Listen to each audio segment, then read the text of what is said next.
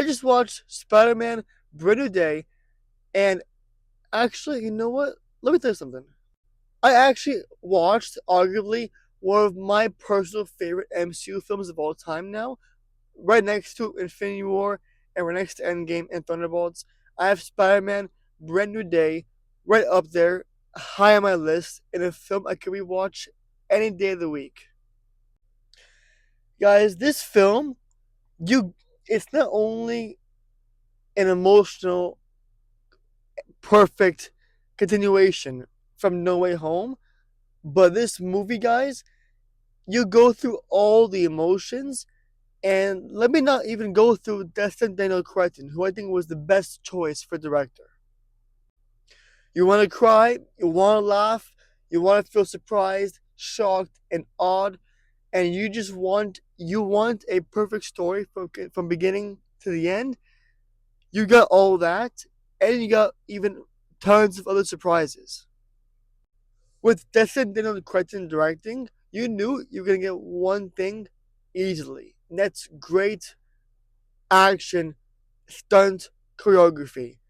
Having seen Shang-Chi, you know what he brings to the table, and you know Spider-Man was missing a director like him because the stunts and the choreography that you see him do in this film, it's something you've never seen before, and it just feels refreshing, and it's like a fresh of breath air.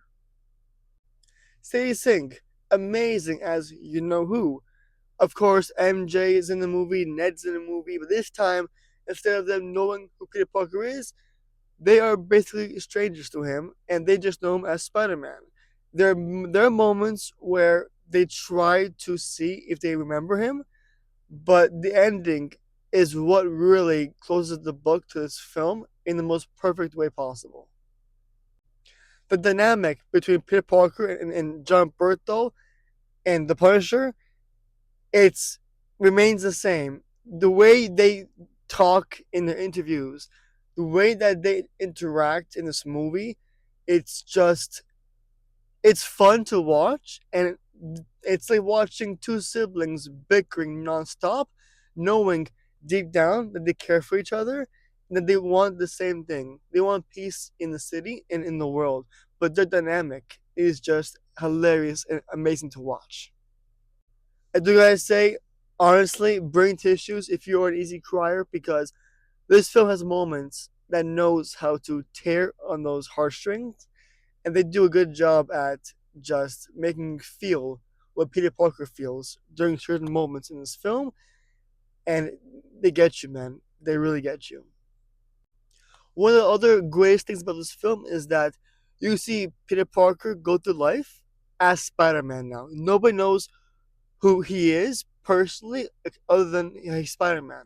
So we see, so because of this, I feel like this is what makes this film the perfect Spider Man film because we see him dealing through life, going through dealing with crime, going through all this stuff on a daily, basically living on his own with no friends, no one that really knows him, like he used to have people like that. This film, he's all alone.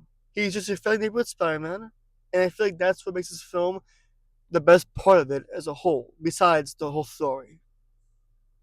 So yeah, guys, if you want to go through all the emotions, literally in this 2 hours and 25-minute film duration, there is one post credit scene all the way after the post credits, so you gotta wait a bit for that, and it's a great tease for possibly Secret Wars.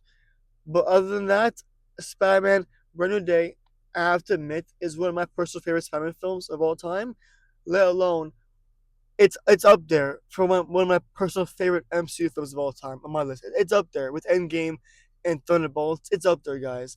So if you want to feel what I felt and watch what I saw and what the whole world's talking about, Spider-Man 4 or Brand New Day is out basically tonight. So go this weekend and watch it because, guys, this is the perfect Spider-Man film in my opinion.